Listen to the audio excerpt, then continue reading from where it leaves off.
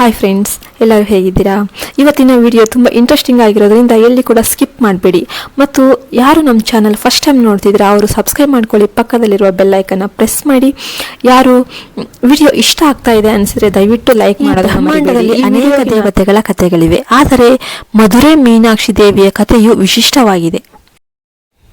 ಮೀನಾಕ್ಷಿ ದೇವಿಯ ಜನ್ಮ, ಆಕೆ ದೇವಿಯಾಗಿ ಮತ್ತು 3 ಸ್ತನಗಳ ಹಿಂದಿನ ರಹಸ್ಯವು ಹಿಂದೂ ಧರ್ಮದಲ್ಲಿ ಆಳವಾದ ಅರ್ಥವನ್ನ ಹೊಂದಿದೆ.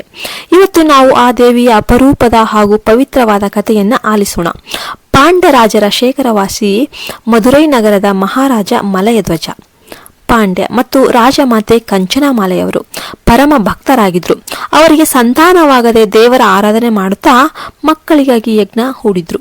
ಯಜ್ಞದಲ್ಲಿ ಕಂಡ ಅಗ್ನಿ ಜ್ಯೋತಿಯ ಮಧ್ಯದಿಂದಲೇ ಕನ್ಯೆಯಂತೆ ಕಾಣುವ ಕಂದಮ್ಮ ಪುತ್ಥಳಿಯು ಜನ್ಮ ತಾಳಿತು. ಆ ಮಗುವಿನ ವಿಶೇಷತೆ ಏನಂತಂದ್ರೆ, ಆಕೆ ಭೂಮಿಗೆ ಬಂದಾಗಲೇ 3ನೇ ಸ್ತನ ಇತ್ತು. ಆ ಮಗು ಹುಟ್ಟಿದ ಕ್ಷಣದಿಂದಲೇ ಅದು ಅದ್ಭುತ ಶಕ್ತಿ ಪ್ರದರ್ಶನ ಮಾಡ್ತಿತ್ತು. ರಾಜ್ಯದ ರಾಜಗುರು ಜ್ಞಾನಿ ಅಗಸ್ತ್ಯ ಮಹರ್ಷಿಯವರು ಆ ಕಂದಮ್ಮನನ್ನು ನೋಡಿದ ತಕ್ಷಣ ತಾನು ದೇವತೆ ಎಂದು ತಿಳಿದರು. ಅವರು ಹೇಳಿದರು, ಈ ಮಗು ಸಾಮಾನ್ಯದಲ್ಲ, ಇವಳು ಭವಿಷ್ಯದಲ್ಲಿ ಜಗತ್ತಿಗೆ ಧರ್ಮವನ್ನು ಸ್ಥಾಪಿಸಬಹುದಾದ ಶಕ್ತಿಶಾಲಿ ದೇವತೆಯಾಗುತ್ತಾಳೆ. ಆಕೆಗೆ 3ನೇ ಸ್ತನ ಇದೆ. ಆಕೆ ತನ್ನ ಭವಿಷ್ಯ ಪತಿಯನ್ನೇ ನೋಡಿದಾಗ ಈ 3ನೇ ಸ್ತನ ತಾನಾಗಿಯೇ ಕರಗುತ್ತದೆ. ಆ ದಿನದಿಂದ ಇವಳು ತನ್ನ ಧರ್ಮವನ್ನು ಅರಿತುಕೊಳ್ಳುತ್ತಾಳೆ. ಈ ಮಾತುಗಳನ್ನು ಕೇಳಿದ ಅರಸ ಹಾಗೂ ರಾಣಿ ಆ ಕಂದಮ್ಮನನ್ನ ತುಂಬಾ ಹೆಚ್ಚಾಗಿ ಪ್ರೀತಿಸ್ತಾ ಇದ್ರು ಮತ್ತು ಮೀನಾಕ್ಷಿ ಎಂದು ನಾಮಕರಣ ಮಾಡಿದ್ರು. ಮೀನಾಕ್ಷಿ ದೇವಿ ಬಾಲ್ಯದಿಂದಲೇ ಶಸ್ತ್ರಾಸ್ತ್ರಗಳಲ್ಲಿ ಪರಿಣಿತರಾಗಿದ್ದು ಧೈರ್ಯ, ಶಕ್ತಿ, ಜ್ಞಾನದಲ್ಲಿ ಪರಿಪೂರ್ಣರಾಗಿದ್ರು.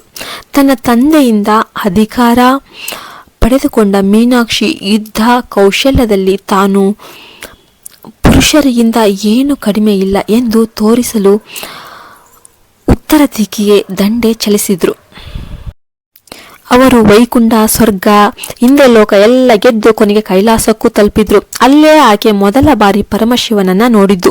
ಶಿವನನ್ನು ಕಂಡೊಡನೆ ಮೀನಾಕ್ಷಿಯ 3ನೇ ಸ್ತನ ಕರಗಿ ಹೋಯಿತು. ಆಗ ಆಕೆ ಅರಿತುಕೊಂಡಳು, ಇವರೇ ನನ್ನ ಭವಿಷ್ಯದ ಪತಿ, ಇವರು ಶಿವನೆಂದು. ಈ ಘಟನೆ ನಂತರ ತಾನು ಯುದ್ಧವನ್ನ ನಿಲ್ಲಿಸಿ ಮಧುರೈ ಮರಳಿ ಬಂದಳು. ಮೀನಾಕ್ಷಿಯು ಶಿವನನ್ನು ಮಧುರೈಗೆ ಆಹ್ವಾನಿಸಿ ಅವರೊಂದಿಗೆ ವಿವಾಹವನ್ನು ಆಚರಿಸಿಕೊಂಡಳು. ಈ ವಿವಾಹವು ದೇವತೆಗಳು, ಮುನಿಗಳು, ಲೋಕದ ಎಲ್ಲಾ ಪ್ರಾಣಿಗಳ ಸಮ್ಮುಖದಲ್ಲಿ ದೀಪ್ತಿಮಾನವಾಗಿ ನೆರವೇರಿತು. ಈ ಘಟನೆ ಮೀನಾಕ್ಷಿ ಕಲ್ಯಾಣ ಎಂದು ಪ್ರಸಿದ್ಧಿ ಪಡೆದಿದೆ. ಮೀನಾಕ್ಷಿಯ 3 ಸ್ತನದ ರಹಸ್ಯವು ಆಕೆಯ ದೇವತ್ವವನ್ನು ಸೂಚಿಸುವ ಮೂಲಕ, ಧರ್ಮ ಮತ್ತು ಆಧ್ಯಾತ್ಮದ ಮೂಲಕ ಆಕೆ ಬದುಕಿದ ರೀತಿಯ ಸಂಕೇತ. ಆಕೆ ಪುರುಷ ಪ್ರಧಾನ ಸಮಾಜದಲ್ಲಿ ತನ್ನ ಶಕ್ತಿಯನ್ನು ಸ್ಥಾಪಿಸಿದ ಮಹಿಳಾ ಶಕ್ತಿಯ ರೂಪವಾಗಿದ್ರು. ಈ ಕಥೆ ನಮಗೆ ಮಹತ್ತರವಾದ ಸಂದೇಶವನ್ನ ನೀಡುತ್ತೆ.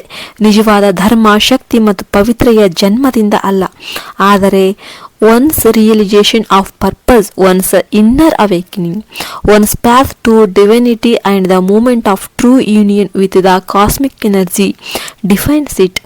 ಮೀನಾಕ್ಷಿಯ ಶಿವನೊಂದಿಗೆ ಮದುವೆಯಾದ ನಂತರ ಮಧುರೈ ಕ್ಷೇತ್ರದಲ್ಲಿ ಅವರನ್ನ ಪರಿಪೂರ್ಣ ದೇವಿಯಾಗಿ ಪೂಜಿಸಲಾಯಿತು.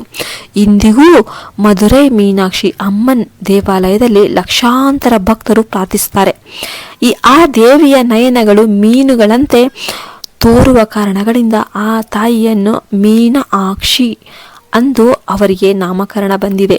ಮೀನಾಕ್ಷಿಯ ಶಕ್ತಿಯು ಕೇವಲ ಭಕ್ತಿಯಲ್ಲ, ಆದರೆ ಮಹಿಳೆಯ ಧೈರ್ಯ, ಧರ್ಮ, ನೀತಿ, ನಿಷ್ಠೆ ಮತ್ತು ಜ್ಞಾನದಲ್ಲಿ ಮೂಡಿರುವ ಸತ್ಯರೂಪವಾಗಿದೆ. ಈ ಕಥೆಯ ಮೂಲಕ ದೇವಿಯು ಎಲ್ಲ ಮಹಿಳೆಯರಲ್ಲಿರುವ ದೈವತ್ವವನ್ನು ಪ್ರಬಲವಾಗಿ ನಮಗೆ ಹೇಳಿಕೊಳ್ಳಲಿದ್ದಾರೆ. ಇಂದು ನಾವು ದೇವಿಯ 36 ರೂಪಗಳಲ್ಲಿ ಆರಾಧನೆ ಮಾಡ್ತಾ ಇದ್ದೇವೆ. ಆದರೆ ಮೀನಾಕ್ಷಿ ದೇವಿಯ ಈ ಕತೆ ನಾವು ಮಹಿಳೆಯರ ಶಕ್ತಿ ಮತ್ತು ಜ್ಞಾನದ ಮಹತ್ವವನ್ನ ಅರ್ಥ ಮಾಡಿಕೊಳ್ಳಲು ಒಂದು ಅದ್ಭುತ ಪ್ರೇರಣೆಯಾಗುತ್ತೆ. ಈ ಕಥೆಯನ್ನ ಕೇಳಿದಾಗ ದೇವಿಯನ್ನ ಭಜಿಸಿ ನಿಮ್ಮ ಜೀವನದಲ್ಲಿನ ಸತ್ಯ, ಧರ್ಮ ಮತ್ತು ಶಕ್ತಿಯ ದಾರಿಯನ್ನ ಆ ದೇವಿ ಕಲಿಸಿಕೊಡ್ತಾರೆ. ಈ ದೇವಿಯ ಮಾರ್ಗದರ್ಶನ ನಿಮ್ಮಲ್ಲೂ ಇರುವ 3ನೇ ಶಕ್ತಿಯನ್ನ ಅರಿಯಲು ನೆರವಾಗಬಹುದು. ಈ ಪವಿತ್ರ ಕಥೆಯೊಳಗಿನ ತಾತ್ಪರ್ಯ ನಮ್ಮೊಳಗಿನ ದೇವತ್ವವನ್ನು ಅರಿಯುವ ಒಂದು ಪ್ರೇರಣೆಯಾಗಲಿ. ಮೀನಾಕ್ಷಿ ಅಮ್ಮನು ಎಲ್ಲರಿಗೂ ಆಶೀರ್ವಾದ ಮಾಡಲಿ, ಸದಾ ಎಲ್ಲರ ಮೇಲೆ ಕರುಣೆ ತೋರಲಿ. ಜೈ ಮೀನಾಕ್ಷಿ ಅಮ್ಮನ್. ಶ್ರೀ ಕಾಳಿಕಾ ದುರ್ಗಾ ಜ್ಯೋತಿಷ್ಯ ಪೀಠಂ, ಪ್ರಧಾನ ತಾಂತ್ರಿಕ್ ಮಂಜುನಾಥ್ ಭಟ್. ನಿಮ್ಮ ಸಮಸ್ಯೆಗಳಾದ ಪ್ರೀತಿ ಪ್ರೇಮ ವಿಚಾರ, ಇಷ್ಟಪಟ್ಟವರು ನಿಮ್ಮಂತಾಗಲು, ಸ್ತ್ರೀ ಪುರುಷ ವಶೀಕರಣ, ಪುರುಷ ವಶೀಕರಣ, ಮಾಟ ಮಂತ್ರ, ವಾಮಾಚಾರ, ಗಂಡ ಹೆಂಡತಿ ಕಿರಿಕಿರಿ, ಗಂಡನ ಪರಸ್ತ್ರೀ ಸಹವಾಸ ಬಿಡಿಸಲು, ಮದುವೆಯಲ್ಲಿ ತೊಂದರೆ, ಸಂತಾನದಲ್ಲಿ ತೊಂದರೆ, ಅತ್ತೆ ಸೊಸೆ ಜಗಳ, ಅಣ್ಣ ತಮ್ಮಂದಿರ ಕಲಹ, ಡೈವೋರ್ಸ್ ಪ್ರಾಬ್ಲಮ್, ಕೋರ್ಟು ಕಚೇರಿ ವಿಚಾರ, ಇನ್ನು ನಿಮ್ಮ ಯಾವುದೇ ಸಮಸ್ಯೆಗಳಿದ್ದರೂ ಚಿಂತಿಸಬೇಡಿ. ಕೇರಳ, ಕೊಳ್ಳೇಗಾಲ ಹಾಗೂ ಕೋಲ್ಕತ್ತಾ ಕಾಳಿಯ ವಿಶಿಷ್ಟ ಪೂಜಾ ಶಕ್ತಿಗಳ ಮೂಲಕ 100ರಷ್ಟು ಪರಿಹಾರ ಮತ್ತು ಉತ್ತಮ ಮಾರ್ಗದರ್ಶನ ನೀಡುತ್ತಾರೆ. ಹಿಂದೆ ಕರೆ ಮಾಡಿ 9591362444 9591362444